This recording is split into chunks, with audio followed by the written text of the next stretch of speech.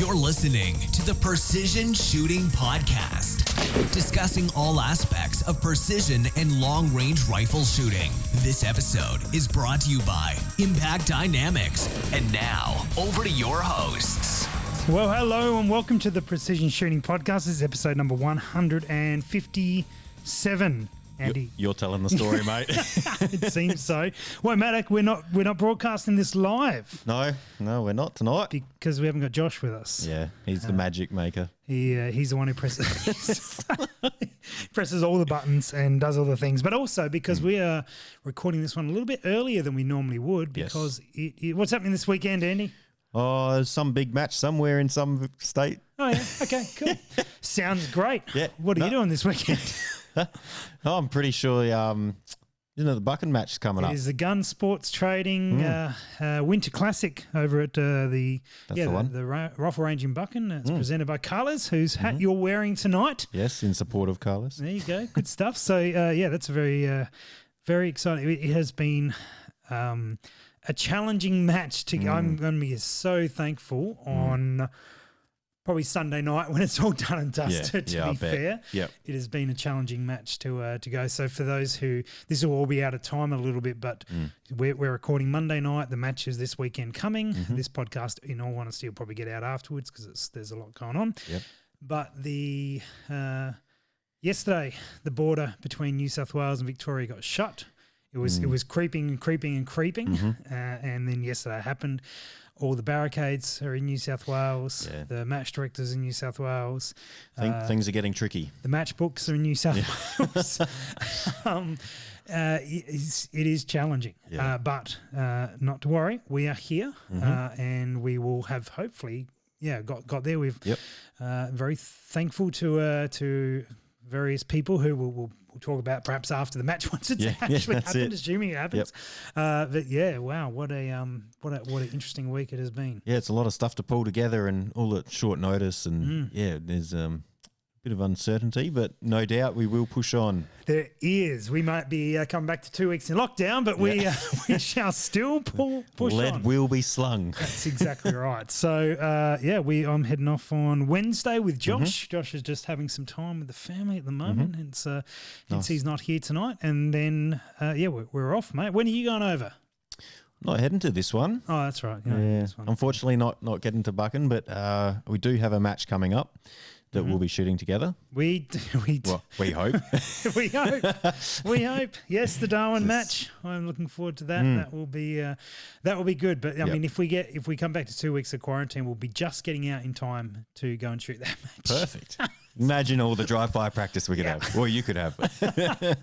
Yeah, fair enough. Fair enough. That's right. I forgot you're not going to Buchan. Well, you've been before, haven't you? I have been to Buchan. I thought I'd share the love. It's a good match. Yeah, it is a really good spot there, and beautiful scenery, really nice range, like down in between some tree lines, and it's a really cool little area. Yeah, and then the local pub.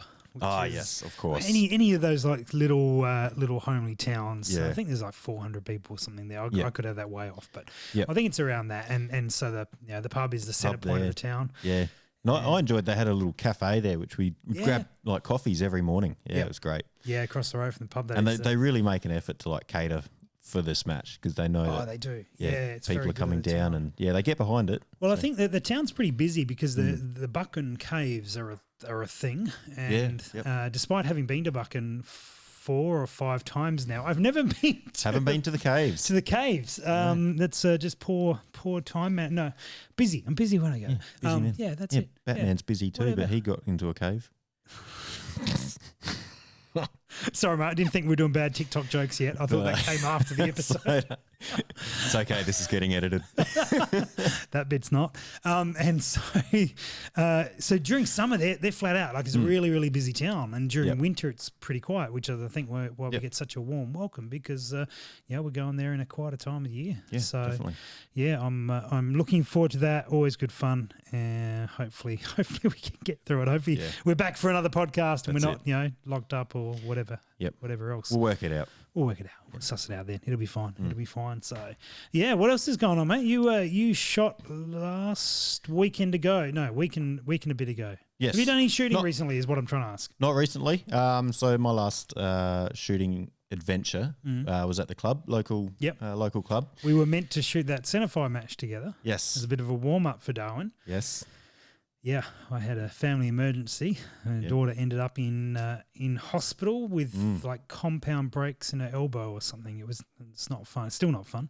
Yeah. So I was unable to attend the range that weekend at all.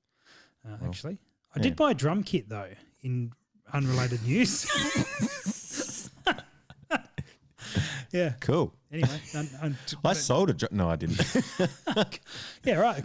Could have worked that out. But anyway, I mean, I've got one sitting at home. You do? It's all bagged up. Yeah, I used to kick on the drums. Yeah. Okay. Oh, anyway. Right. His electronic drum kit. So. Oh, cool. So is Josh. Actually, Josh. Now we're way sidetracked. But Josh is a drummer. There you go. Yes. Sweet. I'm not, by the way. I just bought one, but I'm not. Bought one.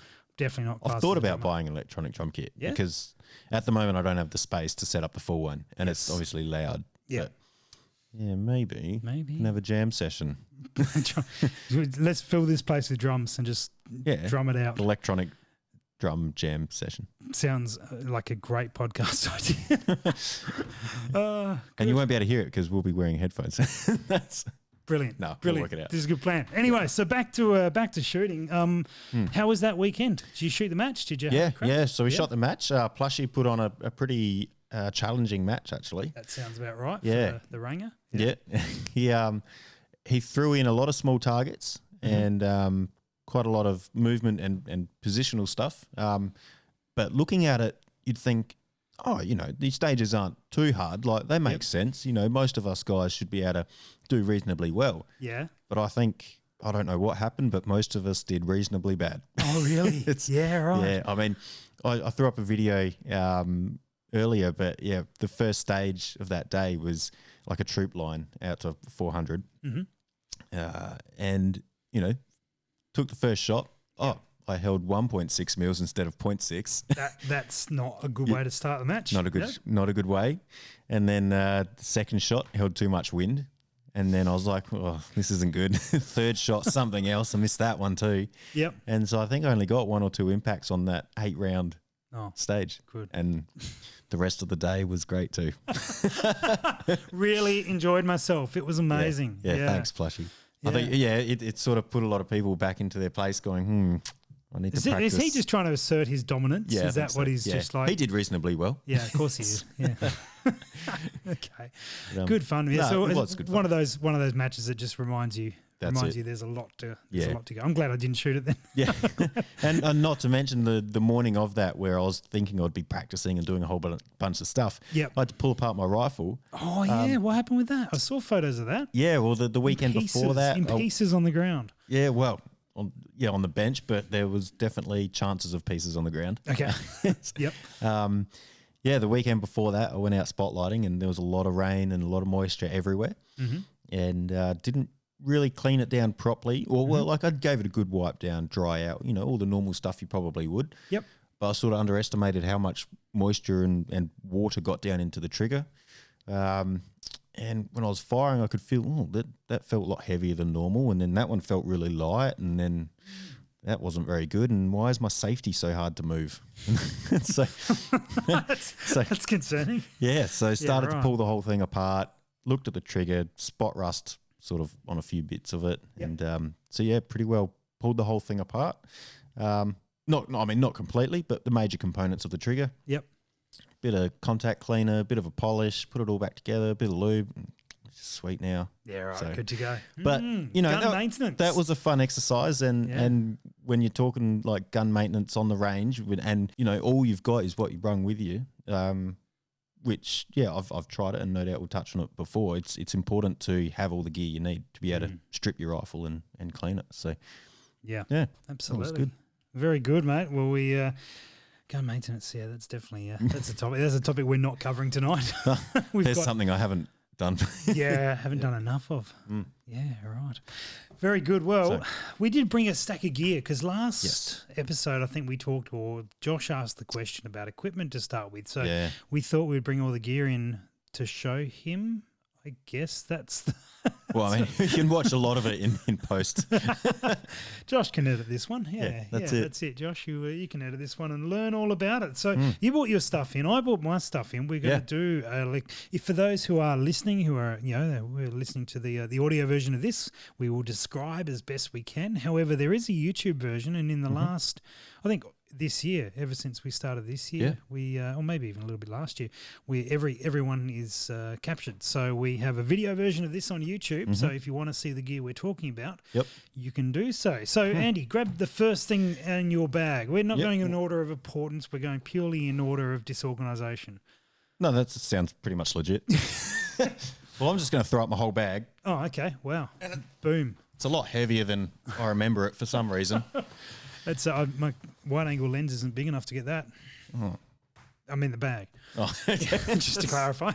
So right, wow, okay. There's a ton of stuff on this. Yeah, you deck it out and you look like full mil spec. See, you picked it up before and why is my bag so heavy? It's because we don't move with them a lot in matches. If we shot field matches, this thing would weigh half, if not less, than what you would be used to. But because we're on a lot of box ranges and so we throw everything in the backpack because we can use it all, and you only ever have to walk 20 meters. Yeah, that's it. So take everything with you. I mean, this bag, when I went spotlighting, as is right now, I just threw it in the back of the ute. So it's good for that. But if I was going on a hike or a long walk, it would be completely different.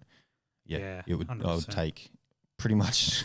So what we need from bags is we need like this back section, the big back section, and then the front to be it's like a separate backpack that zips in. Yeah. So you can be like, all right, well, all my essentials are in that smaller front part, and then everything else is in here. So if I'm like, all right, I need a backpack for this particular thing. Leave that in the car. Grab the front bit, and away we go. I'm sure someone makes that, but anyway, there we go. Yeah, well, I guess for a stalking trip, hunting, that sort of thing, you could you get the chest harnesses and things like that. I'd pick you as a stalker. Yeah, it's happened before. Good. Anyway, sorry, on to your chest harness. Yeah. So I guess that could be your bare essentials as a chest harness, binos, rangefinder, and your I think your necessities. That's probably a different level than I was talking about. Going to that sort of thing, but in terms of having something that you can just like, the reason we pack these bags, I mean, mine is pretty similar in size. Like, hey, look at that, same bag. It is the same bag, isn't it? Yeah, they're pretty similar in size, and now I can't see you over that one. But and these are good bags. They are good bags. Yeah. Are we plugging the bags? Are we 511? I don't remember what this one's called. Rush something or other. Rush 12, I think. Rush 61224, I think. Yeah, I don't know. So this is the middle one. It is. So anyway, these are. I think we're a little bit lazy in what we put in the bags because we can just throw it all in. Hello, over there. Cool. All right, grab the first thing out. What are you showing us? Well, let's start on the outside, I guess. I've got more here. All right, I'm going to throw that to the back. Let's try and keep some sort of. So on the outside here, just a simple Leatherman. Oh yeah. Multi-tool sort of thing, I presume. What Leatherman do you run?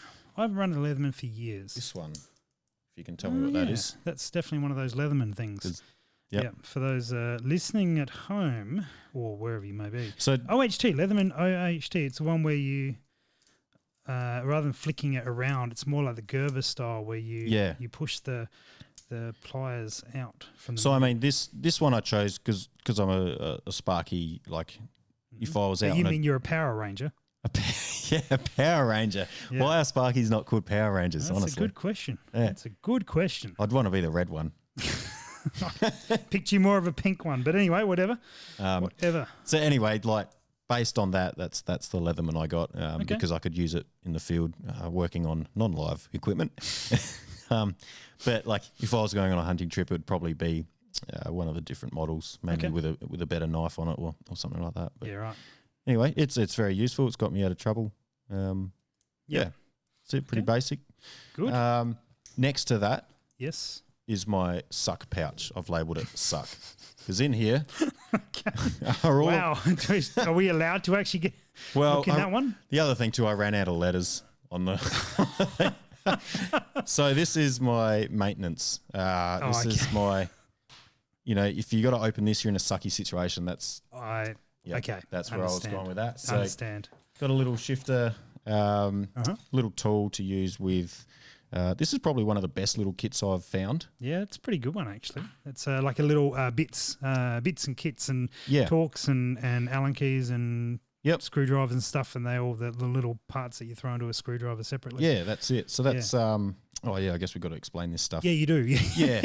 It's the little rubber. Oh, it's one of molded- those kits. They're one of the kits with the things. You guys can see. Yeah, that. you got your range of Torx bits, flats, Phillips, Imperial and metric Allens. I think Yep. the thing like that is really compact, but it has a ton. That's a serious amount. Yeah, of, this is a little bits in king there. chrome one, and it's one of the better ones I've found because it. Oh, they're here. We'll take a photo of that, and that'll end up on the. It does actually have majority of the things that you need. Yeah, I found some of them like you'd come across these kits that have really random stuff, and you're like, why do I need?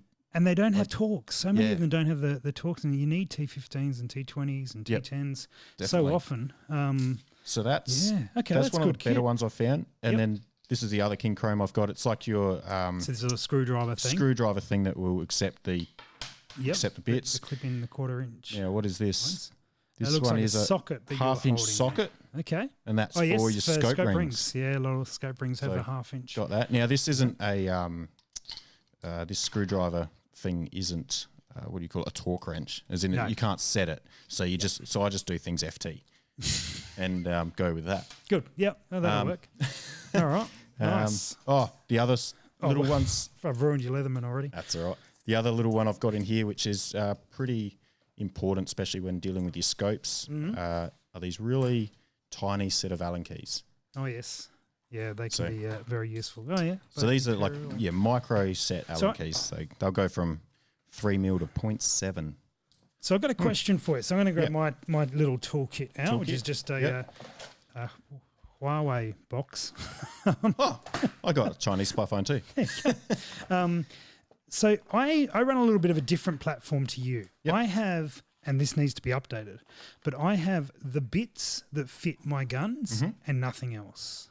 Yeah, okay. Right? So I went through a kit like the one you're using Yep. and only took the ones that have a relevance, because Yeah, rather than yeah. having a kit with a full, either a full kit of the bits, or you've got these 2 little packs of Allen keys with like 8 or 9 Allen keys on each one, I have like 3 Allen keys Yeah. or so, and I've gone a little bit more compact. Now, to be fair, for those who are watching, this does need a refresh because there is stuff in here I no longer need. Yep. And it's a matter of going through and sort of making sure I've got everything right. Yep. Any reason you keep everything, or you haven't thought about that, or you like to help out other people, which is a totally fair reason? Bit of that. Did you only just think of that when I said it? Who's got an Allen key? I've got an Allen key. I've got an Allen key, but not the one you want. Yeah, I know what you mean, and I've tried that, and then I've been in situations where because I've got you've changed equipment and you I've haven't got updated your kit. multiple rifles or different platforms, different scopes, Yep. and to go through it and figure out what I need. I mean, I've got the basics and I've got everything to do most rifles in most situations. Yeah. The other thing too is when I round out that bolt with that one Allen key I've got, I might be able to jam in a different Allen key. So This is a disappointingly fair comment. yeah, Yeah. Cool. So in terms of tools, on the same, I've got all the bits and pieces in there, and then I've got just a normal. nice. This is again the same sort of thing where it's a 1/4 inch socket Just a on like the little end. drive bit. Yeah, drive bit, and just all the various bits for that. Nice. I also have a torque wrench here somewhere. I don't know which pocket it's in. See, this is because I shoot so often and go out so regularly. It's all in there. It's all in there. That's definitely not it. Anyway. I was going to say I've got a bore snake in here too. Oh, I did see that. Now, Yeah. you regular bore snaker, or is it just on, No, on that's weekends? more of a if you're in the shit. So like if you're going out hunting Yep. and you fall and accidentally put the barrel in mud or something, at least you can can pull get out of something through it and Gotcha. clean it out, and that's your. Or we're leaving stuff. I think we should leave stuff out for those who are watching. Yeah, You yeah, leave, for sure. leave the rack out, and then maybe we take a photo at the end of all the gear that Yeah, that'd be cool. is there. Cool. All right. Well, and a shifter. We're on to Don't know why I've got a shifter, but that also acts as a hammer. Yeah, that's it. So- Same.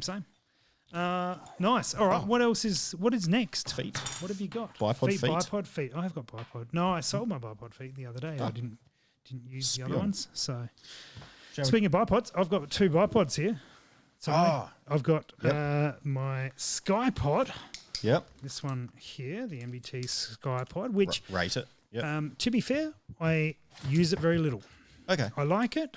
It is. I think it's one of the ones where you've got to spend a good amount of time with it to get to know. Yeah, and, for sure. And I have found it extremely useful in tyres. Yep. And a couple of like unique circumstances. But I will always, well, certainly at this point, I will generally fall back to the bipod I've now lost somehow. We've had, oh, here it is, which is the Cow 2 from Atlas on an Arca rail. Perfect. So that I just found that super stable, super strong, and nice and low to the ground. And so I have been that is lives on the rifle, and then this comes on the MDT Skypod comes on when it seems like a tactical advantage, and then I usually stuff it up anyway. But that's a what fair I'm comment. running on that. So look, and the reason I stuff it up is nothing to do with the bipod. It's all to do with me and my lack of using it. No, that's a fair comment. I mean, I've gotten used to the Skypod, and I've found out what works, and you know, in certain positions and stuff like that. But I do carry the early Atlas that I bought, which is one of the very first models. It's still got the rotating legs on it. Yep. But there are, like you said, there are certain times that I would prefer the Atlas, especially because it has a more narrow stance. Yep. It's just a bit more basic and a bit more straightforwards. But yeah, like, and also to have a backup bipod can't hurt. Yeah, I guess. Absolutely. Right, what's next, Andy? What are you throwing on? So I like to throw stuff on the side because then it's easily accessible. So up here I've got some rangefinder, a rangefinder. I've got the Bushnell Elite Mile. Mm-hmm. How do you rate that one? Good. Yeah, I like it. It's got the profiles in it, so you can load a generic rifle profile and it will tell you your drop and that sort of thing. Very good. That for me was a purchase very early on. And other than the size and weight, that's probably the only issue I have with it. Gotcha. The newer ones these days, like you're holding there, smaller. We'll get on that in a moment. One of the things I realised that we probably should do is we should not justify, but we should talk about like the importance of the stuff we got. Oh, look out. We've got hiccups involved in this podcast. For the guys who are involved, so the guys who are getting started, who are like looking at this as maybe what they should, well, this is going to be fun, what they should get and what they shouldn't get. Yep. So we so far we've put out tools. Now I'll rate tools as something to get straight up because you're not spending huge coin to get that, and it pays off very quickly. Yeah, and to be honest, you'll need the stuff at home anyway. Like, so get a small little kit that will do everything you need, and Now we both talked about having multiple bipods. Yep. Definitely luxury, not a necessity. Totally. Yeah. Yep. If you invest in one good solid bipod and use it and become familiar with it, you'll find that you're more consistent and more effective with that one bipod. Having two is typically, like us, or definitely for myself, I've bought a good bipod and I've ran with that, and then a new one's come out and I've gone, hey, this will be cool to have as well. And that's how we've ended up with two bipods. You see someone run it in a particular scenario and you're like, oh, that's really solid. I'll get one of them. Yeah, that's it. And then you never see that scenario again. Yeah, totally. So, I do have a Harris somewhere there as well. Rangefinder. I also have a rangefinder. This is a Vortex. What are the Fury? No, not Furies. I have a set of Furies as well. There's a Vortex Razor 4000. This is the PRS one. So that's currently living in my bag. I'll be taking that one over to Buchan this weekend. So Very that's nice. really good. A little bit smaller. Yep. Really solid. Do you need a rangefinder? I would say for PRS matches, probably not. No. For hunting, they're really useful. Yep. For PRS matches, they're nice to have, but they would not be towards the top of my list because the ranges are known. You'll be supplied all the ranges and target sizes and things, and no doubt someone else will have a rangefinder that you could play with if you had to. Correct. Easy. All right, what's next? Hanging on the side of mine, I've got binoculars. Cool. All right. I don't know if you've got... I do have binoculars.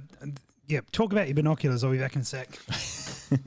All right. Well, I mean, I've got, like, you head to a PRS match and you'll head out to the range and you'll see people with binoculars, spotting scopes, all sorts of stuff to view down range. And to be honest, I've used these binoculars, now these are just a 10 power, 10 by 42, and I've used these for spotting out to 1 kilometre. And if you invest in some really good binoculars, you'll definitely get that clarity that you need to be able to spot that far.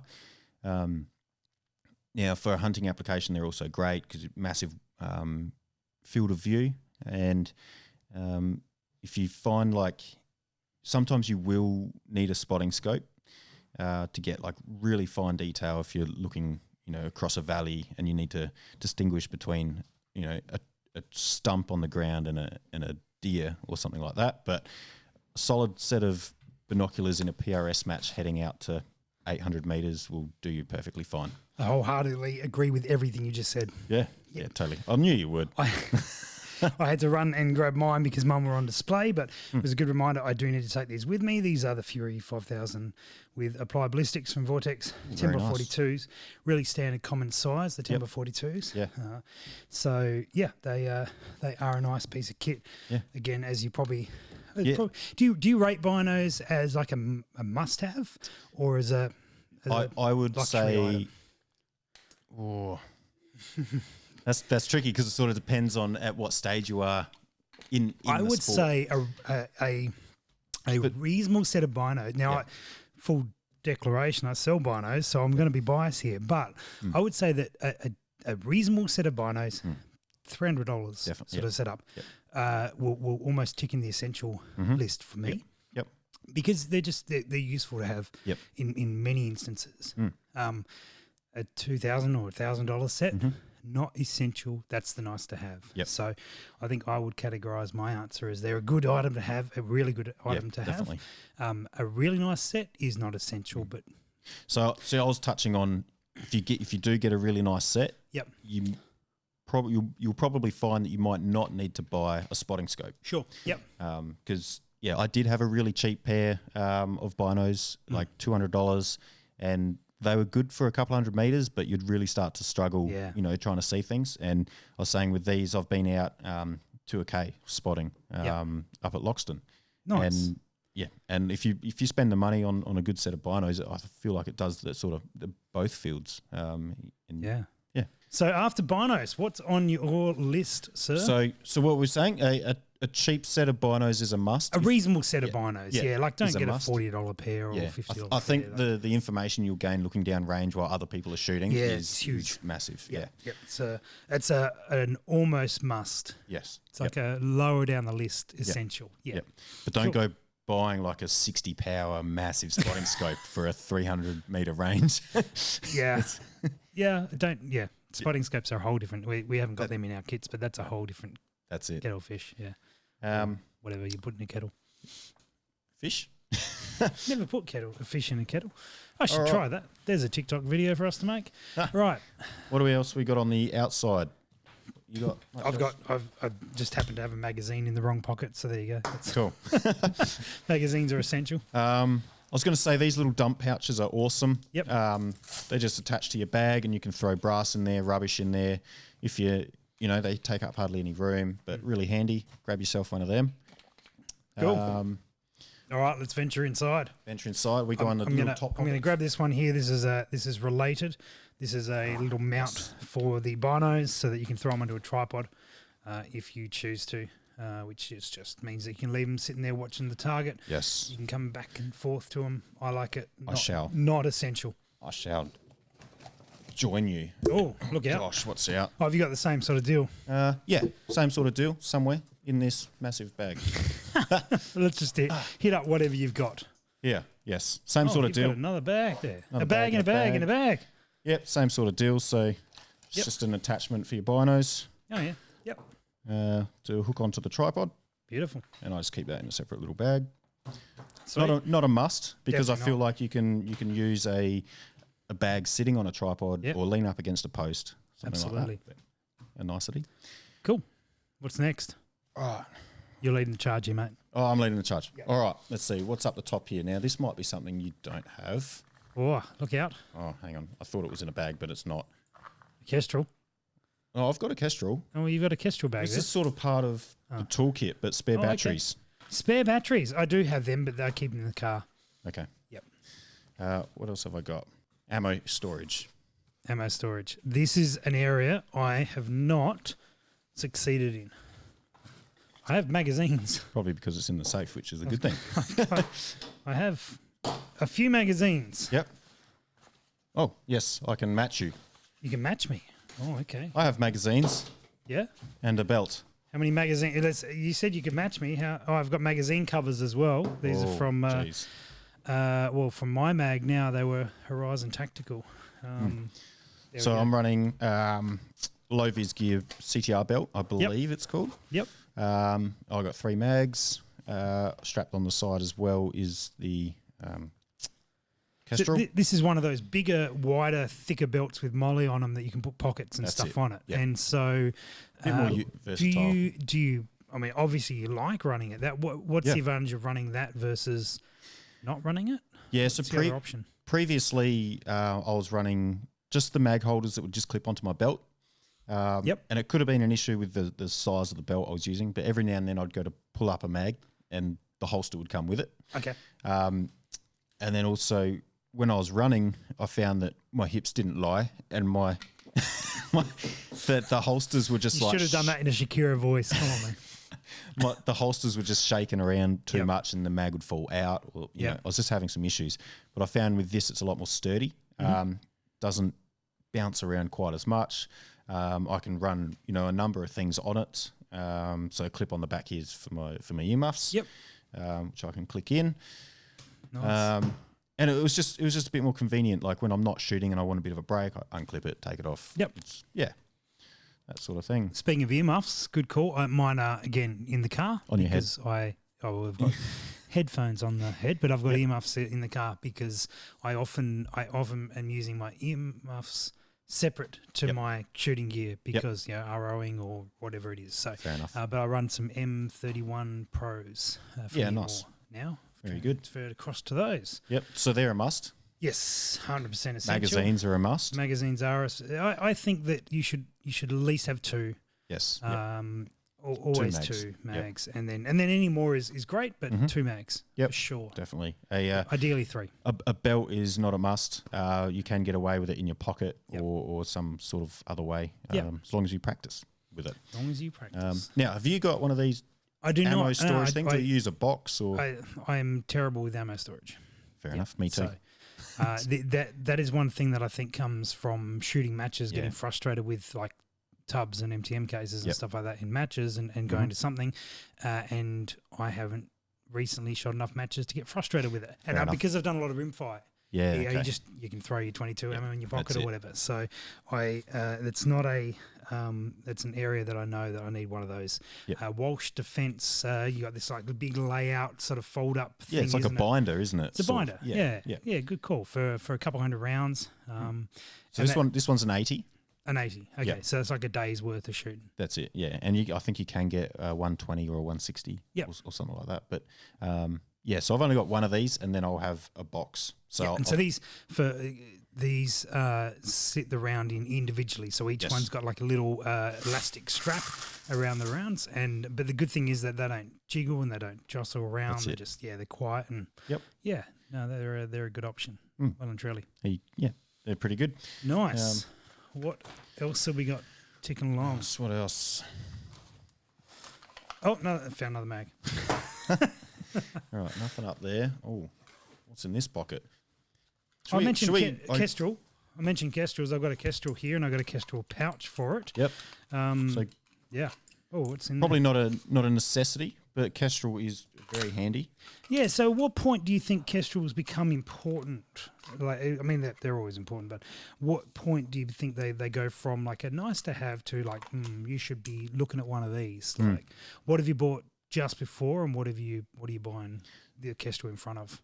Ooh. So previously, I was running the Applied Ballistics app on my phone. Yep. And that was good. Right up to the point where I was sort of like, do I need to get a separate thing that tells me the weather, exactly where I am and current wind conditions and things like that? So I did buy a really cheap little Coldwell, thermometer, humidity and wind thing. And then it was just frustrating, like getting the info from that and putting it into the app. And like the app was accurate. Don't get me wrong. It was solid. But it was also the other thing. I didn't want to keep having to pull out my phone in case I dropped it or something like that. And just having a dedicated unit that looks after the whole thing. It's more a convenience, which is also really accurate. I don't think, unless you're planning on shooting like really long range or you're really super pedantic, I don't think they're really quite necessary. Okay. But yeah, it's one of those things. If I feel like I've got confidence in my kestrel and my load development and stuff, if I miss, it's going to be me. Yeah, comes absolutely. back to that. So I run a Kestrel 4500. So there's no ballistics data on it. It's just purely a weather meter per se, but it will Bluetooth into Applied Ballistics or something along those lines, which I honestly don't have set up. So I usually get the data from it, and so I'm doing it the old school way again. Yep. I would like to go to a Kestrel at some point, 5700 Elite. It's just a matter of money and putting it into it. Yep. And so, I think they're a really good option. In terms of when to buy it, I would probably buy a Kestrel. Now here I am saying it, but I haven't. But I would rate a Kestrel if you haven't got anything higher than a rangefinder. Yes. Right, so I think that's a more important purchase, because the Kestrels now, not when I bought one, but the Kestrels now will just replace so many sort of variations with you talked about your app and another weather meter and all that sort of gear. It puts it all in one device. So a really good option along there. So that's based on PRS matches where you know your ranges. Yeah, correct. Yeah, absolutely. This is the context that we're coming to with this. Because obviously the biggest error you'll find is in distance. If you're not, if you don't know your distance. It's the biggest error that you can solve very easily. Yes. Yeah. Yep. There's no guesswork when you're using a rangefinder. Yeah. So. Yeah, I think that's probably, what are you throwing around? I think that's probably one of like a good purchase, but it's often a big purchase. It's worth it. It is a big purchase. Yeah, and I was in the mindset of getting the inconvenience of the phone, and I just wanted to buy it once, cry once, and now I've got it. There's probably ways to say like there are ways around buying one. Yeah, it just makes things a ton easier. There's something that's always stuck with me, which Dave said at the last Buchan match. Which Dave? Acker. 2 years ago. Yep. Where we were all waving around our Kestrels, and he was looking at his phone using Applied Ballistics, and he goes, "Oh yes, the $900 solution to tell you you're one click off." But how many matches has Dave won? Right, next thing in the box. All right. Next thing in the bag, I mean. So, right, what have you got? Yeah, let's open them. Let's open them up. I've got a flip cover for some reason. Cool. That's probably off your scope. Yeah, I don't need that in here. All right, I have sling. A sling? A sling and a pump pillow bungee. Oh, yeah? Is it pump pillow? Right. What? That's bungee. Ow. Yeah. All right. Cool. So you've got, tell me about your sling. It gets used heaps. I can tell. It's Armageddon gear. Yep. Now I chose to get the one that has the stretchy bungee in it. Because you like the bungees? I did really like it. Yep. Well, I still do really like it. I just wish I practiced with it more. Yep. Yeah. Yeah. So does everyone else. My sling, I believe, I don't have one in here. I think I just need to actually go and grab one. The reason I haven't grabbed a sling yet is because I'm waiting for the parts to. What? My hand just turned black. Wow. What is going on in my bag? We'll find out what's down there later. The reason I haven't got a sling is because I haven't got any way of connecting to my rifle yet. I'm waiting for some KOG parts to be able to set that up. Waiting for quick sling. The swivel? other side of that, the other side of the quick flush cap things for, but I want the specific ones that fit the KOG stock, and I'm waiting for it. And because I don't really shoot very often now, Fair enough. I'm waiting for it. But what will happen is I'll get Darwin. It wouldn't have arrived by then, and then there'll be a sling stage. Yeah, because Butters always puts sling stage in, Yep. and I'll miss. But I think even if there was a sling stage and I had a sling, I would probably still miss. So currently, I'm not buying myself any points. Yeah, you're fine. Yeah, fine. Right, so you got a bungee there. Okay, cool. I have a very interesting cover there. It's actually for a little tripod, but you can make your decisions as to, for those who are watching. It gets cold in Buchan, It gets guys. cold in Buchan. And for those who are listening, there's one you're going to have to see a photo of because that's a very inappropriately designed tripod cover.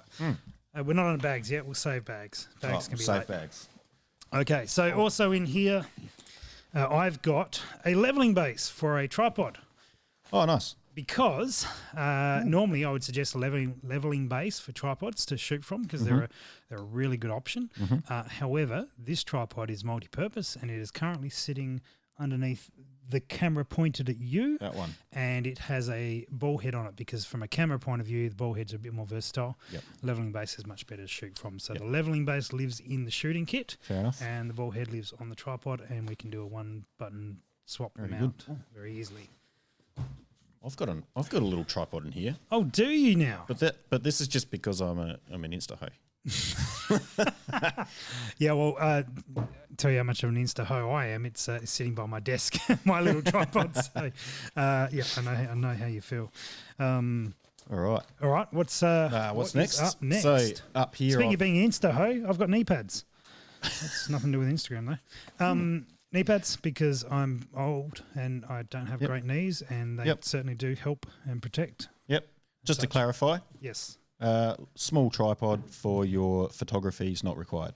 Okay. Knee Good point. We forgot to clarify some of these knee things. pads. I've actually started using knee pads lately. I think for the $15, $20 that these knee pads cost you, they won't be on the essential list, but they're on the high. Like we have a highly recommended, like cheap stuff. Yeah, for sure. Of course, we're running the show. We can have what we want. Do whatever. The knee pads are just, you throw them on, and so when you go into that kneeling position, it's just so much more comfortable. You're not wiping dirt off your knee. That's it. It's good money invested. Yeah, I think especially for some of the stages where they're pretty fast paced, and it's like you got to run and then jump down to prone. It gives you that confidence where some guys hit that dirt pretty hard, pretty quick. Well, I got my knees cut up in Darwin last time I shot a match up there, so I've learnt my mistakes. Yeah. I have some sort of little 22 divider which I don't need. That's just left over from a match, so I'll turn off that one. Cool. Bipod feet. You can tell how much I use these. They are still in their packet. Yeah, okay. Cool. No, I sold my spikes. I bought the cleat spikes. Nice I one. should open them up and use them at some point. Nice. And also earmuffs. I do Earmuffs. have a second set of earmuffs for when Josh forgets his. So earmuffs are a necessity. Yes. The recommendation would be the gel pads. Yes. For sure. Oh, yes. Yes. Yeah, no, almost necessity. But yeah, okay. Cool. I found another magazine. Oh my gosh. You got a couple of magazines. All right. What else you got? 3, 4, 5, 6. All right. So this is more leaning towards, I don't know if it's really looking cold amazing. weather or if I'm out spotlighting. What do you call these? Like a Face scarf. Yeah, neck face thing. scarf, neck warmy thing. The other thing I've actually used it for is when I was in Buchan, the moon dust, I sort of stuffed this in my action. Oh, yeah. Stop dust getting in there, or Or wrapped to it, just keep it in there. Yeah. or Very good. wrapped it over the scope if I really felt like it. Excellent. What else? Sunscreen. I'm putting this on the essential list because yeah. I burn like nobody's business. Yep. So sunscreen lives in here. Yep. And that way I can forget to put it on. Yeah. But I've got it with me. Yeah. So I feel really bad when I usually keep it in the car for work and stuff, but yeah. I also have one in the car. No, I've got a little optics cleaning pouch. Yep. This has got the brush, the what else is in there? The spray, bits and pieces. Oh, lens look, cloth. matching. I've got the same one. All the bits and pieces That's it. in there. I need Nice. to put some more fluid in there actually. Fox I have some whistle. more hearing protection. This is ear, and then I've got lots of hearing protection. One other little medical supply that I suggest. Yeah. Chapstick. Oh yeah. Because over a couple day Yep. match, Yep. if your lips get burnt, Mm-hmm. it's not fun to deal with. Or even really just dry out. And Yeah, painful. absolutely. So chapstick is useful. Is useful. Oh, look Would out. you have a fox whistle? Because I do. No, but I got another magazine. Right. So that's If we went back like 4 years, I would have Yeah, a no, fox for sure. whistle. But because I'm just sort of like rummaging through this pouch. And I'm like, oh my gosh, this is like sort of my hunting pouch. Like, now this is another thing for when I'm out hunting. This is like a fly net goes over my hat, oh yes, so that's handy. yep. And it's the mesh is fine enough that it doesn't like really impact looking through the scope. That's not necessity. I've got a letter of agreement between PRS and Precision. Anyway, that's not relevant. I should file that. I've got digital All copies. right. Oh, in here I've got Oh, hang on. glasses, safety What glasses. happened there? What? I just bumped my earmuffs. My Now I've got headphones. safety glasses. You've got I don't safety glasses. use them a whole lot, to be honest. Yep. Normally they'd just be sunnies, but I do find sometimes the sunnies are uncomfortable when I'm shooting. I have a rifle scope, rifle cover, one of these. Oh, jeez. Which is stretchy. I also have one. Oh no. Okay, good. Cool. Right, Rifle covers. Rifle covers. Again, not essential. No. They'll be on the cheap recommended list. If you go to a match that's notoriously wet or rainy or something, you'll be very thankful you had one. Little River, Bucking. Yep. There are ways around it. You can put other things on, but these just like stretch over your gun and just keep it waterproof. Yeah, it would have been nice to use that waterproof, spotlighting. It's already That's waterproof. okay. Yeah, but it just keeps the rain off of it. Yeah, you can't use it. Can't get it out quick enough. Absolutely. All right. Woolworths shopping bag. Useful. I've got a DFAT in here. Not nice. for matches, but it's good for dry firing. Yeah. So I was looking for that the other day and I need to didn't use know where more. it is. So, yeah, using it is the big thing with that. They also have one of these. Oh my gosh. Stop it. So annoying. So this is one of the Magneto Speed rifle cools, which is meant to keep your barrel nice and cool. Really good during testing. Yep. Really annoying for other shooters. So I don't actually put it in my rifle. I just walk around and just walk up behind other shooters and turn it on. And people like start waving. It's a fly. Mosquito. I have found it is, from a load development point of view, it is actually quite useful. It does cool that barrel down quicker. It keeps you consistent between your shots. But I don't generally run it through. I mean, a match on a 30-something degree day, I'm sure it's not doing any harm to it. Yeah, for sure. So it's probably quite useful. So Not a necessity, but nice to have. Nice to have. If you love doing load development, a lot of it, stuff like that. Yep. Yeah. I have found two more tools related thing. One's a glass cleaning kit, which Nice. so I'm doubling up on that, and I've got a few more bits for the tools. So I'm just going to throw that over Nice. there. Gamer plate. Gamer plate. Yeah, I can't afford one of them. Well, neither can I, but I needed the points. Can't afford not to have one. So Righto. just a grey ops. That's the cutout one. Yep. Really good. Yep. Yeah, because so the gamer plates, to explain a little bit, they're like an Arca mount, and they just I guess they spread the load out. So if you're putting on a bag, they widen that load out. Yep. Which makes good sense. They're just not very cheap. No, for what they are. But hey, look, like it's good. I've solid. The biggest improvement, or the biggest thing I've noticed from them is when I cycle the bolt, I don't get unwanted cant. So it just keeps the rifle more level, I suppose. I have a torque wrench. I just found it. I Nice. knew it was in there somewhere. Right down the bottom. We'll be very organised after this episode because we'll go put it all in the correct order. Now, are we starting with bags? No, we're not. I've got one glove for gosh. my infamous Michael Jackson impersonations. Oh, yeah. So I haven't even matches. opened my front pocket. Oh, yeah, that's right. I actually haven't got there. And I've got a data card holder. Now, speaking of data card holders, this is a wrist one. This is an armband. Oh, you got one of those? Gear. Yeah, Armageddon Gears ones. And then I also have a couple of the sidewinders. So these are the ones that Velcro onto the side of the gun. You've got one of them as well. You just keep keeping up. And then you can put cards in those with the data on them. So really good options there. Then I have a whole bunch of bolts here that look like 435 metres, 1.9 mil. Oh, cool. Useful. I Might know what need these that are. later. Actually, these are for Arca rails. I should put them aside. They're not meant to be in there. I think Nick gave them to me at a match. Yeah, I've got a couple of pens and texters. Oh, do you have? Back on. Sorry, but we've got a bunch of things to review really quickly. Michael Jackson glove, definitely not needed. I don't know. Recommended. The rifle call, definitely not essential. Yep. The data card holders, in some form, I would say essential. Not three variants for them, but one option would be good. I actually use both. So I often will use the one that goes on the arm board. Yep. I will use that for like those messages to yourself to keep you focused, keep going. I should wear it at work actually. But those little the reminders of like scope caps, this, the process to do that, and then run the. My hands are so dirty. I don't know what's going on in that bag. And then this one here for my actual data. Now so I've lost. You've just turfed them somewhere. Oh, well, no, I should have like another one somewhere, but anyway. Cool. Yeah. There you go. Yeah, but all right, cool. I do have some data cards that go on the scopes as well. That's more for a hunting sort of setup that I use that for. Yeah, for sure. Sorry, the ones that go on the scope caps, I should clarify, so they're on there permanently. What are you holding? A data book. Data book. That's a smart way. I've got some sort of. I'm not very good at writing, so I've got a small one. some sort of home office system. Oh, wow. Okay.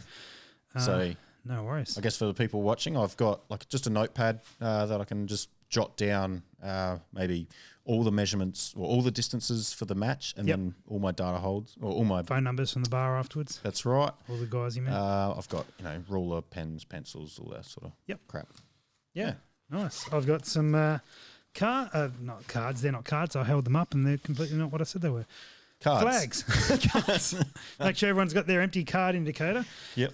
They are empty chamber indicators is what I was actually holding up. One of them. Yep. I have another data book. This one's empty. I mean, this one's primed and ready to go is what I mean. Not empty. Ready to go. It's back up.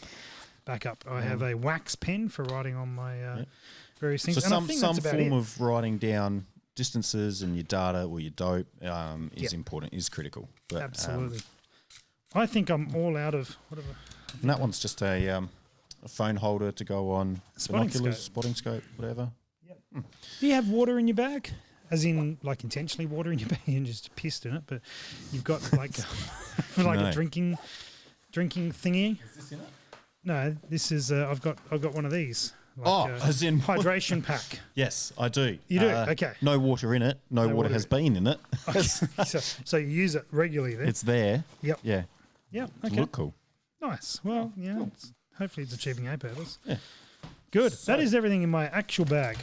Whoa, look out. We haven't got onto bags yet. What is this? Oh, yeah, data cards. I've got actual data cards that I write data on. I guess that's what you do. And then the alcohol wipes to wipe them off if they get a bit too messy. Yep. Well, that's pretty well everything in mine that's too. That's a lot in there. So we're on to bags. Bags is everyone's favourite topic. 2-round holder. 2-round holders. I keep mine on the guns, but yep. That's a spare one. Spares.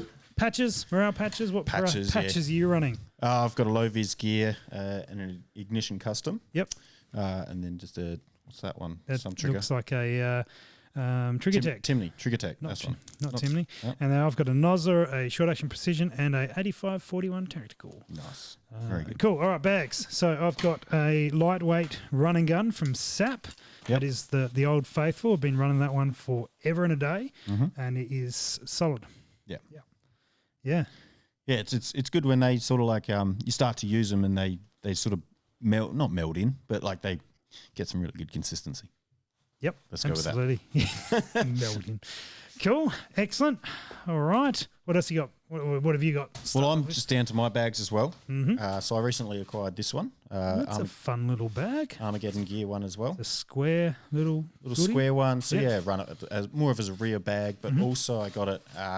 It's got a little Velcro strap. Yep. I haven't played with it too much. On the gamer plate. On the gamer plate. Yeah, I see what you're doing. Now I haven't used it too much. That's the theory. That's the theory. Let's see how it plays out. I have a fortune cookie. There's a lightweight fortune cookie, and I do recommend the heavy ones if there's no. You're just staring at the camera, just longingly. Oh. Best Magnum pose. Ready? Blue steel. Ready?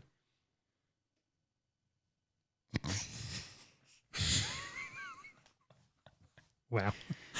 All right, cool. I have that. I do recommend the heavy ones unless you've got a reason to go light. I go light because of my shoulder issues. But yeah, recommend. Do you have something similar? That's essentially like a barricade bag. It is a barricade bag. The fortune cookie wraps around in the manner of fortune cookie would. You can't crack it open, or at least I haven't yet. And it's this is the SAP edition, short action precision edition. So it's got a different fill, which is a lightweight one, and then it's also got this rubberized grip on the inside, and it's a wax canvas. I do have spare wax around somewhere that is downstairs. So there is that. What do you got there? Schmedium. Schmedium. Yeah, really rate it. How are they for size-wise compared to the mini? This is a mini. They've got some weight to them. Yeah. Yeah. Oh, yeah. See, I even struggling I'm struggling to lift that without feeling it in my shoulders. But if you were to throw it around a bit, I'd struggle. So yeah, that's in terms of size, they're not dissimilar, are they? No. You hold them up and have a little look at that. They're a similar sort of size in terms of the Schmedium and the mini fortune cookie. Yep. Just one's probably a little bit more structured. The fortune cookie is a little bit more shaped, whereas the Schmedium's a little bit more just sort of folds down. Now, I'd say some sort of rear bag is a necessity. Yep. A barricade bag of some sort. Barricade bag is almost getting to a necessity as well. No, it is. It is now. Definitely. Yeah, if you're getting into it, I would suggest some sort of good barricade bag, like one of the smaller ones, the mediums or the minis or something like that. And then a rear bag, good combination. Rear bag's always useful somewhere. Well, I've got 2 additional bags to that. I've got a short action precision solo sack. This is the old version, which wasn't a wax canvas. They're wax canvas now, and there's also a lightweight. But now that's a heavy, isn't it? It's a heavy. Yeah. So that would be quite similar to. It's similar, but it's more like it's a sort of round. Yeah, it's a sack. Yeah, spot on. Solo sack. No, it's correct. Yeah, the name is the giveaway. But it's filled with sand. It's a cylindrical sand. It's actually really quite heavy. Yeah. It does take shape pretty reasonably well, but the downside of doing it this way is, like, if you throw it over a bar or something on those lines, it'll weigh down really well because there's weight on either side. It's pretty heavy, pretty dense. But it gets really thin in the middle, so you end up with not a whole lot of meat in between. Now, it's better on the wax canvas because it doesn't give quite as much as this is like a really soft canvas. And so I think that the newer one's better, but that's the downside of something like this. Yet when you hold it up on its end, all the weight goes down the bottom. It's much better sort of rear bag. So it's a good. I've seen a lot of guys run these as like a single bag combo. They work well for both. But that they don't quite do the barricade type thing quite as well as a barricade type bag. And then I do have a original Game Changer in pink. Nice big pink one. Nice big pink one from Armageddon Gear. This is when I'm working on something that a really big bag works a treat, and they make a lot of sense at that stage. So it doesn't come out quite so often, but on it works a treat on tank traps. Yes. Yeah, it just works one really, of those really really big well. ones, sort of drapes over the whole structure. It just takes over the whole place. Yeah. Yeah. So very good. Is that it? Have we emptied? Are we going to end up with different gear in each other's bags? Oh, well, I'm not shooting this weekend, so you may as well take all my I'll gear. take it all. Yeah. I'm not shooting this weekend either. But that's all right. Very good. Well, there you go. Hopefully some people learnt or disagreed with us on some stuff. I'd be interested to hear what other people count as essential versus non-essential. That's our take on it. A good backpack is probably one thing we ignored. We did talk a little bit, but actually having a good backpack for all of this stuff to go into is really useful, because sometimes that does actually get used as what you have to shoot with. You have to run all your gear, and so you leave it in there and shoot off your backpack. Yep. Yeah, another very versatile element. Another bag would probably have around is a pump pillow, but that would be a nicety, not so much. Agreed. Yeah. Yeah, and they're also one of the things that you see them used and people use them well. Yep. And so you grab one and then you just trip over it and fluff it around. Thing that swings around and gets in between your legs. Yep. And then you're like, just get this thing out of the way. And it just, they're probably from the bags we got in front of us, they're probably the bag that required the most effort to learn the most effectively. Yep. Yeah, for sure. They're not a hard bag to learn. You really do need to practice with them to make them work well for you. It's like a sling. You should practice with it, but won't go there. You should. You should. Excellent. All right, Andy. I think we've made enough mess on this table. Cheers for bringing all your gear along. That's all right. Let's cheers. Thanks for joining in, Josh. Thanks for listening to the Precision Shooting Podcast. To continue the discussion, check out our Facebook page. And for more information, head to our website, www.precisionshootingpodcast.com.au. This episode was brought to you by Impact Dynamics.